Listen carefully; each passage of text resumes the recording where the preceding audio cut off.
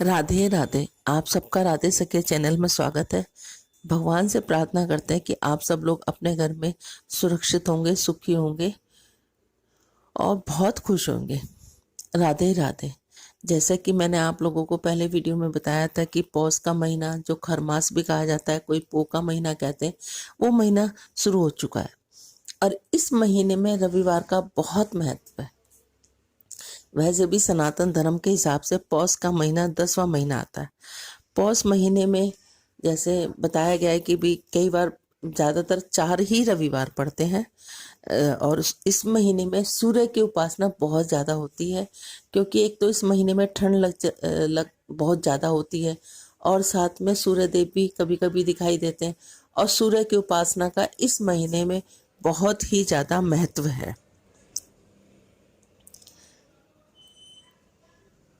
इस महीने में सूर्योपासना करने से, रविवार की पूजा करने से मन की सभी समस्त मनोकामना पूरी होती है और आरोग्य प्रदान होता है। पौष महीने में रविवार की पूजा विधि कुछ इस प्रकार है कि पौष महीने में रविवार की पूजा करने के लिए सूर्य उदय से पहले उठना चाहिए। स्नान और वंदना करने के बाद तांबे के कलश में अथवा जो आपके पास हो उसमें कुछ लाल चावल डालें, लाल रंग के पुष्प डालें, गुड़ डालें और उस जल को सूर्य देव को चढ़ाना चाहिए। यदि आप व्रत कर सकते हैं तो कर सकते हैं, उसका संकल्प लें। नहीं कर सकते तो कोई बात नहीं, आप पूरे साल के रविवार की उपासना नहीं कर सकते तो कोई बात नहीं, लेकिन ये पौष महीने के 4 रविवार की उपासना जरूर करनी चाहिए। आप व्रत की संकल्प अगर व्रत करना चाहते हैं तो उस दिन बैठ के सूर्य देव के आगे बैठकर आप व्रत का संकल्प लें। नहीं ले सकते तो शाम के समय जब सूर्य अस्तकालीन होता है, जब सूर्य का अस्त होना शुरू हो जाता है, तब उस टाइम पर आप सूर्य देव की आरती करें, जोत दिखाएं और कुछ भी अपने घर में मीठा बनाकर, जैसे आजकल तो गुड़ के गज्जक मिल जाती है और गुड़ के सेब मिल जाते हैं, या आप गुड़ के चावल बना सकते हैं, चीला बना सकते हैं, पराठा बना सकते हैं, खीर बना सकते हैं। कुछ भी मीठे का भोग आप सूर्य नारायण भगवान को लगाएं। देखना आपको बहुत, आपकी समस्त मनोकामना पूरी होने के साथ साथ आपको आरोग्य की प्राप्ति होती है, क्योंकि रविवार की पूजा में, सूर्य देव की पूजा में हमको मीठा खाना खाना होता है। साथ में जब हम इसका उद्यापन करते हैं तो उस टाइम मीठा खाना, जो सामने से हम जिसको खाना खिला रहे हैं उनको मीठा खिलाने की ज़रूरत नहीं है, उनको मीठे के साथ हम नमक का भी खिलाएंगे, वो भी मैं आपको आगे बताती हूँ। पौष महीने में नारंगी रंग का या लाल रंग का कपड़े में गुड़ और कुछ पैसे रखकर अवश्य एक दिन, एक रविवार को जरूर दान करना चाहिए। पौष के महीने में तांबे के बर्तन, लाल वस्त्र दान करने चाहिए।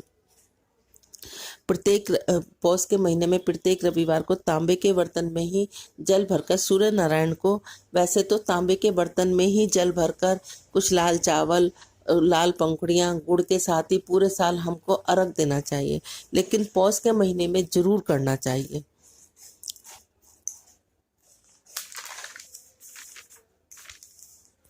और पौष के महीने का उद्यापन कुछ इस प्रकार करना चाहिए कि अंतिम रविवार को इसका उद्यापन किया जाता है। सुविधा अनुसार आप एक ब्राह्मण को बुलाकर अपने घर में हवन करा सकते हैं। नहीं है सुविधा तो कोई बात नहीं, आप छोटा सा उपले का, जिसको कंडा भी कहते हैं कुछ लोग, उसमें अग्यारी कर कर गायत्री मंत्र का, ओम सूर्याय नमः का जाप करते हुए कुछ आहुतियाँ गुड़ के साथ और हवन सामग्री के साथ समिधा लगा के, लकड़ी लगाकर, या गुड़ के आप उपले के ऊपर, कंडे के ऊपर भी आप कर सकते हैं। और उसके बाद एक जोड़े को आपको खाना खिलाना चाहिए। एक जोड़ा तो जरूरी है, नहीं तो 4 रविवार पड़ते हैं तो 4 जोड़ों को खाना खिलाना चाहिए, हस्बैंड वाइफ को। उसमें आप अपने सास ससुर को भी खाना खिला सकते हैं, आप अपने जेठ जेठानी को भी खाना खिला सकते हैं, आप अपने नंद नंदोई को भी खाना खिला सकते हैं और पंडित पंडितानी को भी बुला सकते हैं। जो आपसे बड़े हों उनको आप खाना खिला सकते हैं। उनको खाने में आप नमक का दे सकते हैं, लेकिन मीठा ज़रूर दिया जाएगा। नमक के साथ मीठा खाना खिलाने के बाद उनको कोई भी गरम कपड़ा या लाल रंग का गरम शॉल, या जैसी आपकी सुविधा हो, साड़ी सूट जैसा भी आप कर सकते हैं, वो दान जरूर करना चाहिए। और उसके बाद शाम के समय जब सूर्य नारायण छिप रहा हो तो उसी टाइम पे उनको भोजन कराया जाता है। पहले सूर्य नारायण की आरती करी जाती है, भोग लगाया जाता है, फिर जिसको आपने भोजन के लिए बुला रखा है उसको खाना खिलाया जाता है। फिर भोग प्रसाद को जितना आप दे सकते हैं बांट सकते हैं। बांटने के बाद स्वयं भगवान को, विष्णु भगवान को, सबको भोग लगाने के बाद उसके बाद फिर आपको स्वयं भोजन करना चाहिए। इस तरीके से आपके पौष के महीने के ये 4 रविवार की पूजा पूरी हो जाएगी। इसकी कहानी मैं आपको सुनाती हूँ जो कुछ इस प्रकार है।